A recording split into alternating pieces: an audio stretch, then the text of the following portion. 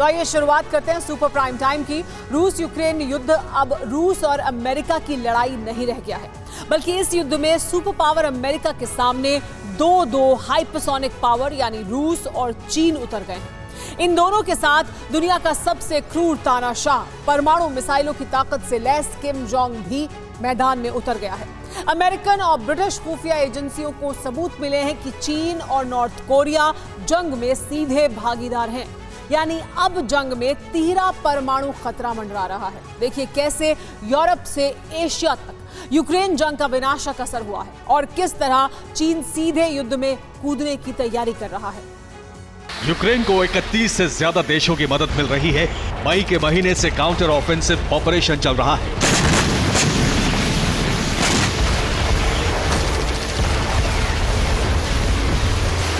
Ukraine ने रूस के मोर्चों पर कई बार बड़े वार करने की कोशिश की, कामयाब भी हुआ, लेकिन अब तक काउंटर ऑफेंसिव से जो हासिल हुआ वो एक बहुत ही विनाशक संकेत है।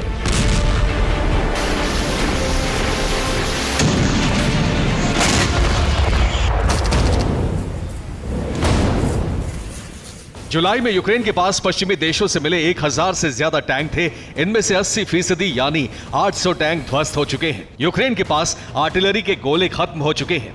यूक्रेन एयर डिफेंस सिस्टम की मिसाइलें खत्म हो चुकी हैं।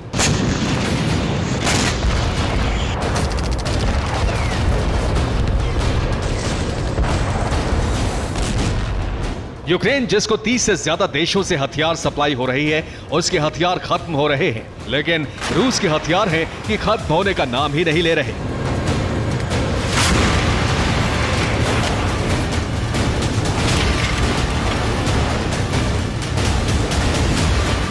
सवाल यह है कि रूस के पास हथियारों का कितना बड़ा जखीरा है। क्या 1 साल से जंग लड़ रहे रूस के पास गोला बारूद, मिसाइलों की कमी नहीं हो रही है, या फिर रूस को कहीं से सीक्रेट मदद मिल रही है?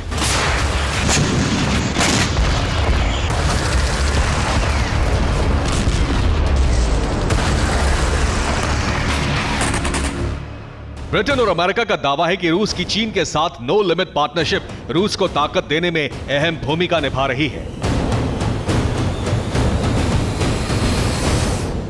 अमेरिका और ब्रिटेन का दावा है कि रूस को बीजिंग से घातक हथियारों की सीधी सप्लाई हो रही है। अब रूस और चीन को जवाब देने के लिए प्रशांत महासागर में 22 जुलाई से अमेरिका और ऑस्ट्रेलिया का महायुद्धाभ्यास शुरू हो रहा है।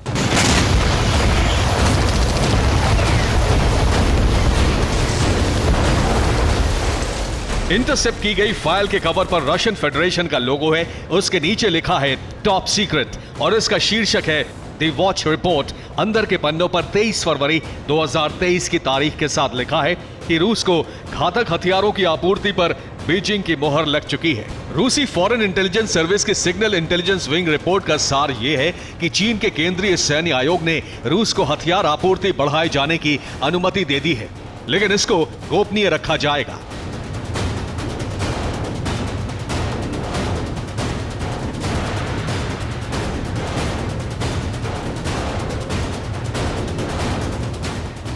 अमेरिका का दावा है कि जंग का 1 साल पूरा होने से एक दिन पहले ही चीन के सैन्य आयोग ने रूस को हथियारों की सप्लाई और बढ़ाने की अनुमति दे दी थी, लेकिन इसका मतलब यह है कि हथियारों की सप्लाई 23 फरवरी 2023 से पहले ही शुरू हो चुकी थी।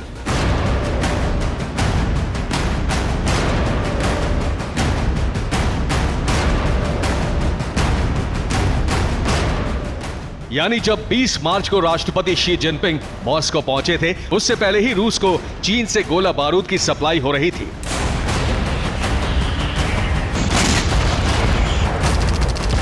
रूस और चीन की नो लिमिट पार्टनरशिप का ही असर है कि चीन ने अंतर्राष्ट्रीय प्रतिबंधों के बावजूद चोरी छिपे रूस को हथियार भेजे। चीन से हथियार भेजने के लिए बीजिंग ने कई रूट बनाए हैं, लेकिन रूस को हथियार चीन से सीधे सप्लाई नहीं किए जा रहे हैं।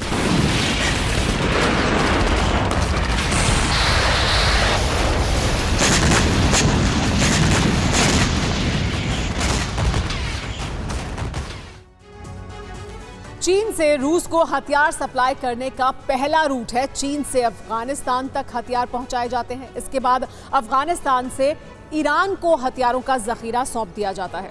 इसके बाद अगला रूट है ईरान पहुंचने के बाद अमीराबाद पोर्ट से हथियारों को ट्रांसपोर्ट जहाजों पर लादा जाता है। इसके बाद कैस्पियन सागर से होते हुए ये रूस तक पहुंचाए जाते हैं। रूस को हथियार सप्लाई का दूसरा रूट आइए दिखाते हैं आपको। चीन का हार्बिन शहर जहां दूसरा रूट शुरू होता है, यहां से हथियार रवाना किए जाते हैं। इसके बाद ये हथियार रूस के व्लादिवोस्तोक तक पहुंचा दिए जाते हैं।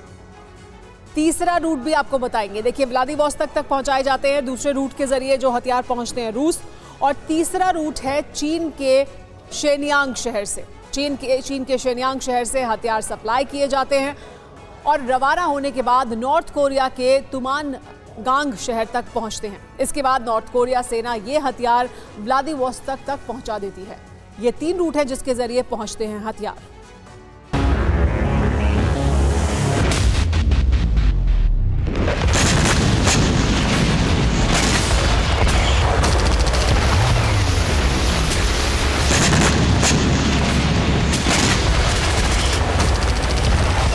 चीन अब तक यही दावा करता आया है कि चीन की प्राइवेट कंपनियां सैनिकों के काम आने वाले जूते, विंटर सूट, हेलमेट और दस्ताने जैसी चीजें ही रूस को सप्लाई कर रही हैं। लेकिन दुनिया की खुफिया एजेंसियों का दावा है कि चीन रूस को घातक हथियारों की सप्लाई कर रहा है।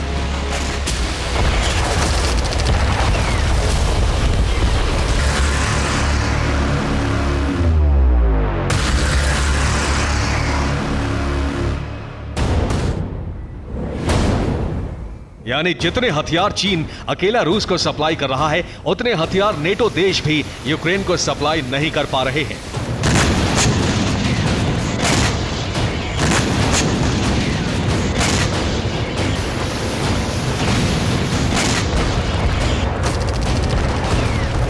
चीन से हथियार सप्लाई की खुफिया खबर मिलते ही अमेरिका ने चीन के खिलाफ घेरेबंदी तेज कर दी है।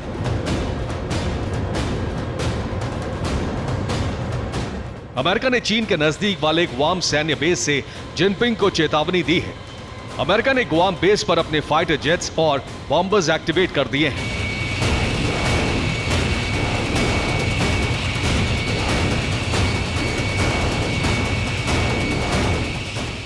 अमेरिका और उसकी सहयोगी फोर्सेस ने गुआम बेस पर एलिफेंट वॉक किया।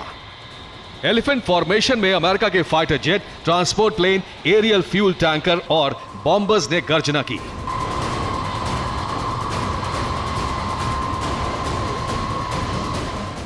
उन्नीस जुलाई को अमेरिका ने गुआम बेस पर सैन्य गतिविधियां तेज की तो इसी दिन रूस और चीन ने सी ऑफ जापान में युद्ध अभ्यास शुरू कर दिया। अमेरिका ने दावा किया है कि उसकी खुफिया एजेंसियों ने रूस की फॉरेन इंटेलिजेंस सर्विस के कुछ दस्तावेज इंटरसेप्ट किए हैं, जिनके जरिए ये जानकारी मिली है। इससे पहले ही अमेरिका की परमाणु पनडुब्बी साउथ कोरिया पहुंच चुकी है और युद्ध का नया त्रिकोण बन गया है। अमेरिका की बढ़ती सैन्य गतिविधि देखकर पुतिन और जिनपिंग के इशारे पर किम की राजधानी से एटमी खतरे का बयान जारी हो चुका है।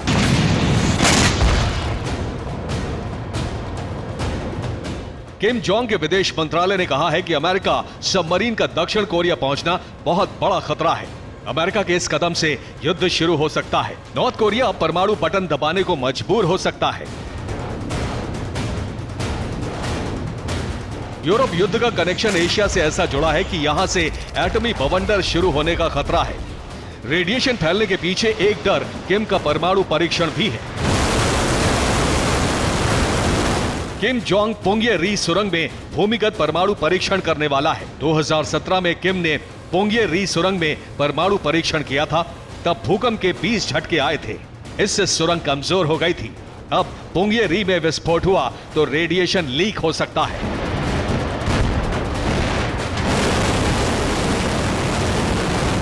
यानी यूरोप से लेकर एशिया तक परमाणु खतरा मंडरा रहा है।